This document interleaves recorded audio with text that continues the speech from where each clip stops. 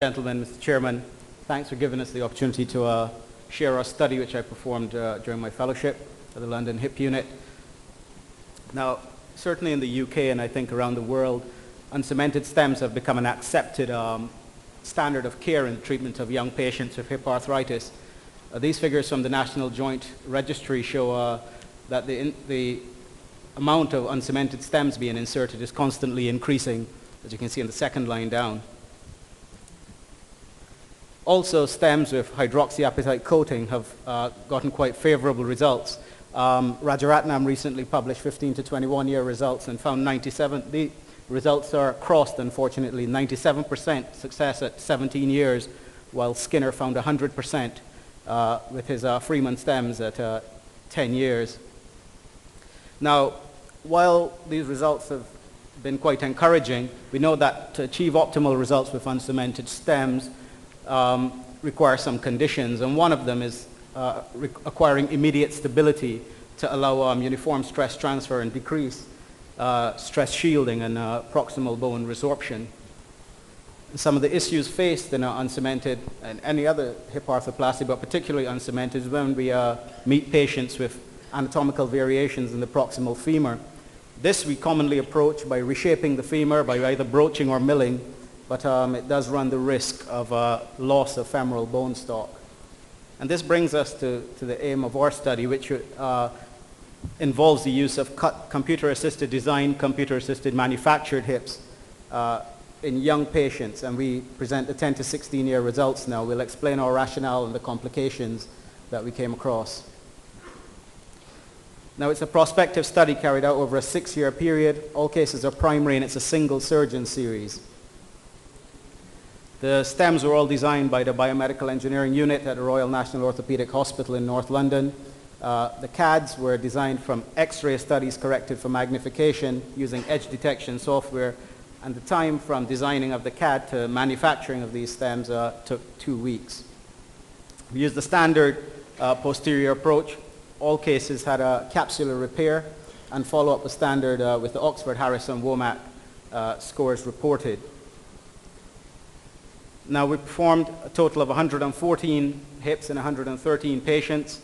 The genders were almost equally distributed, but the most important part in this table is the age, really. These were quite a young subgroup of patients, with the majority being less than 55 years old.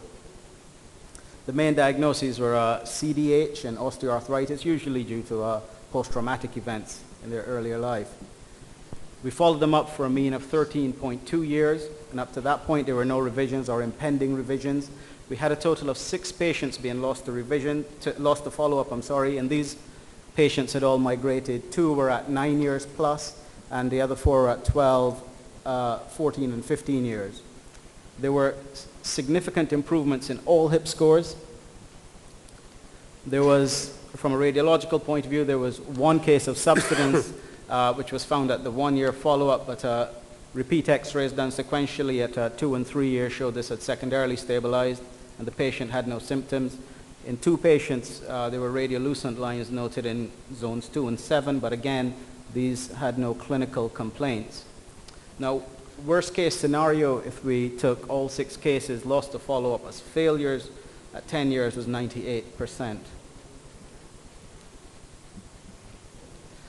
In terms of complications, we had 1 liner fracture which occurred at 9 years and required revision of the socket head and liner. We had 2 DVTs and 1 femoral fracture which was fixed intraoperatively with cerclage wires. There were no cases of sciatic nerve injury.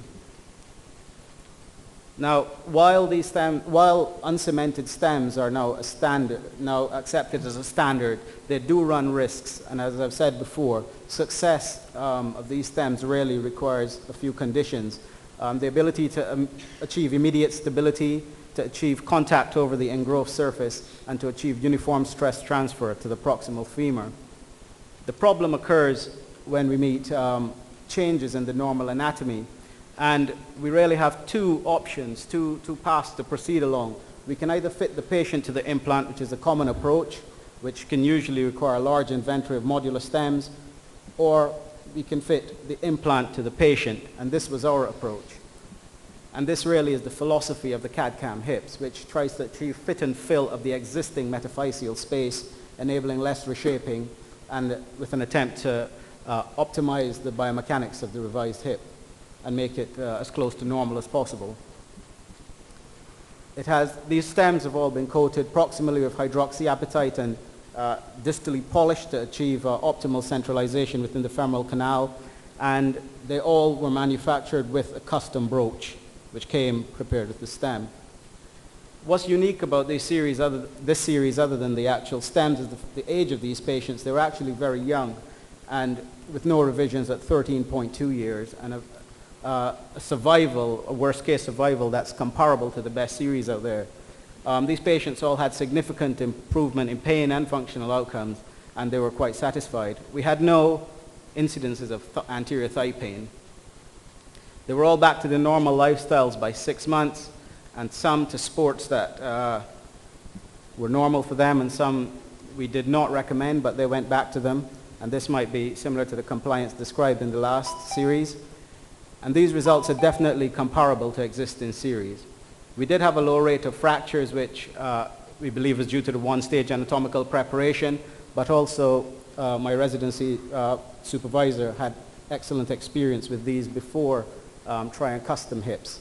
So in conclusion, we concluded that these stems were associated with excellent pain relief and return to function and satisfaction in a very demanding group of patients.